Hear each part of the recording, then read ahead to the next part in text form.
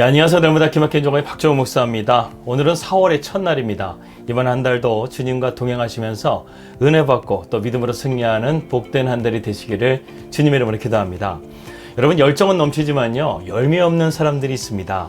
그것 때문에 주변 사람들을 힘들게 하고 상처를 입히기도 하죠. 그런데 열매 없는 열정은 하나님에게서 오는 것이 아니라 나의 열망에서 비롯된 것이기 때문에 위험할 수밖에 없습니다. 그렇기 때문에 우리는 이렇게 구해야 되죠. 하나님, 내게 열정과 열매도 함께 주십시오. 그럴 때 주님은 열정과 열매도 우리에게 함께 주실 것을 믿습니다. 지혜의 근본은 하나님이라고 했습니다. 하나님이 일하시는 곳에 언제나 저와 여러분들이 있기를 주님의 이름으로 기도합니다. 2022년 4월 1일 날마다 기막힌 정오 시작합니다.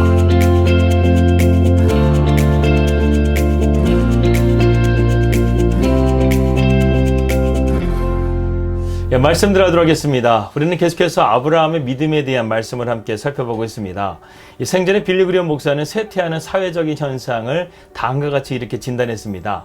성에 집착하는 현상은 쇠퇴하는 문화의 특징이다. 이렇게 말했다는 것이죠. 그렇습니다. 이 시대는 그야말로 성집착의 시대를 살아가고 있습니다.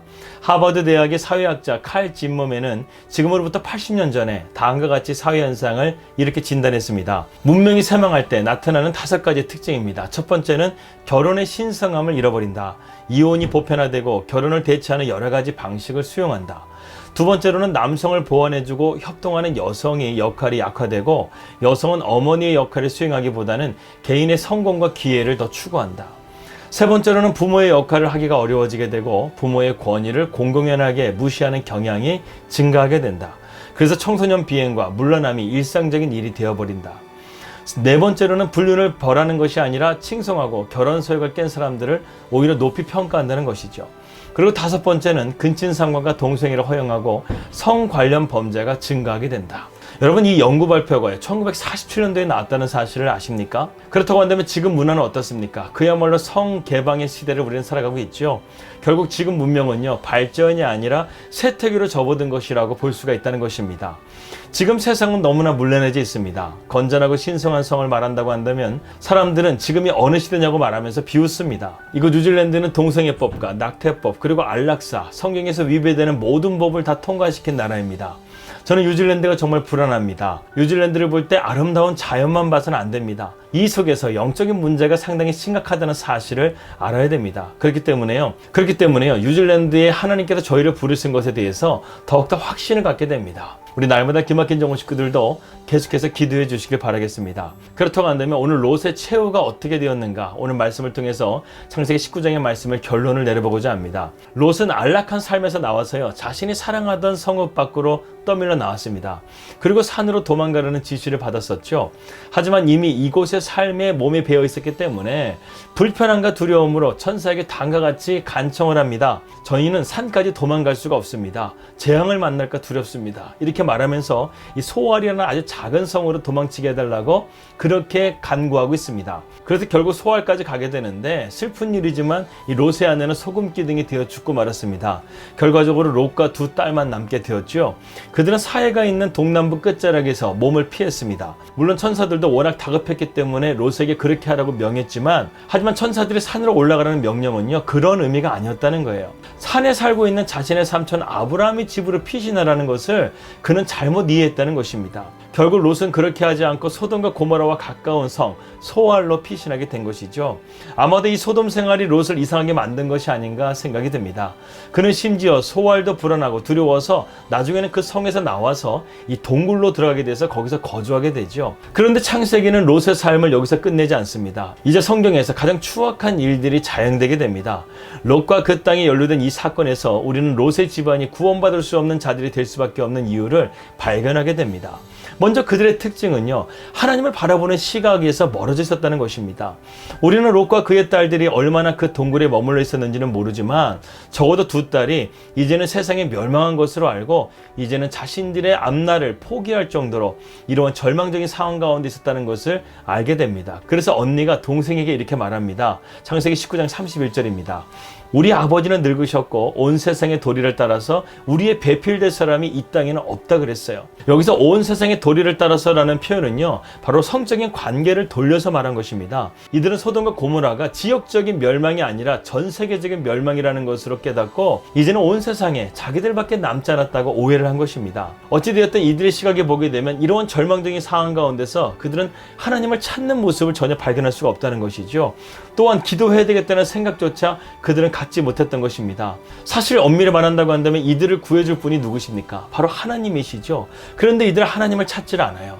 이것은 롯과 그의 아내가 몸소 그 삶 속에서 신앙의 삶을 자녀들에게 보여주지 못한 결과라고 볼 수 있습니다. 자녀는 부모의 영향을 받고 자라나죠. 부모를 반면교사라고 부릅니다. 부모의 말과 행동이 자녀에게 그대로 영향을 미친다는 것이죠.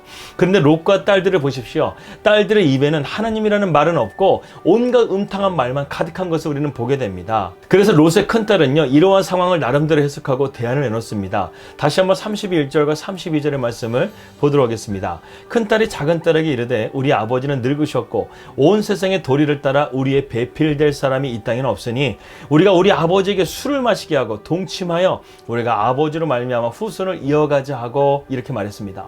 여러분, 성적인 타락이 가장 큰 원인이 된 소돔과 고모라의 근친상간이 수없이 많이 자행되었다는 것을 우리는 이 말을 통해서 알 수가 있습니다. 너무나 부끄럽지 않게 롯의 두 딸들이 근친상간에 대해서 아무렇지도 않게 말한다는 것이죠. 그리고 전혀 이러한 것들 가운데서 수치심이나 죄책감을 전혀 느끼지가 않습니다. 전혀 부끄러워하지 않는다는 거예요. 저는 여기서 충격을 받게 됩니다. 이 두 딸은요, 넘지 말아야 될 선을 넘은 것에 대하여 전혀 부끄러워하지도 않고 죄책감을 갖지 않았다는 것이죠. 그들은 자식을 원했고 그 자식을 얻기 위해서 어떤 수단과 방법을 가리지 않고 그 일을 자행했다는 것입니다. 그들에게 더 이상 아버지는 존경의 대상이 아니에요. 단순하게 자신의 자손을 이어줄 한 남자일 뿐이었다는 것입니다. 여러분, 이것을 보면서 소돔과 고모라가 얼마나 무서운 죄악 가운데 있었다는 것을 여러분 아십니까? 롯이 그 땅에 들어가서요, 완전히 거기에 오염되어 버린 거예요. 그러면서 이 두 딸들도 그러한 것들 가운데서 아무런 죄책감을 느끼지 않을 만큼 이렇게 영적으로 타락한 상태 가운데 있었다는 것입니다. 인간적으로 볼 때 롯은요, 소돔과 고모라에서 살아갈 때 이미 두 딸들을 향한 계획이 있었습니다. 그래서 정혼자들도 정해주고 딸들을 위한 집도 준비해 두었을지도 모릅니다. 하지만 그러한 성공은 껍데기에 불과했죠. 롯이 소돔에서 모든 것을 잃게 된 것은 단순하게 물질적인 것만이 아니었습니다. 그의 영적인 권위, 가정의 권위, 모든 것들이 다 잃어버리게 된 것이죠. 결국 세상의 것들이 다 이런 것들입니다. 내가 아무리 노력하고 위험을 쌓아놓는다 할지라도 이것이 순식간에 무너지는 것이 세상의 원리라는 것입니다. 결국 이 두 딸은요, 아버지에게 술을 번갈아 먹여가면서 성적인 관계를 맺게 되죠. 그리고 두 딸은 모두 임신을 하게 됩니다. 아마 처음에는 롯도 몰랐을 거예요. 그런데 시간이 지나면서 이 두 딸들이 신체적으로 변화가 일어나기 시작합니다. 그리고 이곳에서는 남자는 나밖에 없는데 그렇게 생각하다가 결국 롯은 깨닫게 된 것이죠. 그런데 롯에 대한 반응이 성경에 기록이 없습니다. 이것에 대한 어떤 언급도 없습니다. 격분했다는 이야기도 없습니다. 이 문제를 어떻게 해결했다는 말도 없습니다. 슬퍼하거나 후회하거나 참회하거나 아무런 기록이 성경에는 남아있지가 않습니다. 성경은 무덤덤하게 그냥 두 딸이 출산을 알립니다. 심지어는 태어난 아이들의 이름도 그들의 뻔뻔한 태도가 드러납니다. 여러분, 중동문화에서는요, 한 사람의 이름에 많은 의미를 담고 있습니다. 그래서 이삭의 의미가 무엇입니까? 그가 웃었다라는 의미를 가지고 있죠. 이름은 부모가 해줄 수 있는 일종의 유산과도 같은 것입니다. 그런데 롯의 장녀는 아들의 이름을 모압이라고 지었습니다. 심지어는 이 두 딸은요, 자식의 이름을 자기들이 져요. 아버지가 지어주는 것도 아니었습니다. 모압이라는 이름의 뜻은 자기 아비의 소생이라는 뜻을 가지고 있어요. 부끄러운 이름이죠. 그리고 두 번째 딸의 아들의 이름은 베남미라고 지었는데 이 뜻은 내 근친의 아들이라는 뜻을 가지고 있습니다. 그야말로 롯의 집안은 콩가루 집안이 되어버린 거예요. 훗날 이들은 이스라엘 백성들을 괴롭히는 나라가 되기도 합니다. 롯은 두 번이나 기회가 있었어요. 그러나 그는 하나님께 돌아올 수 있는 기회를 둘 다 놓치고 말았습니다. 그래서 결국 어떻게 되었습니까? 집안이 콩가루 집안이 되어버린 거예요. 이후에 롯은 성경에 전혀 등장하진 않습니다.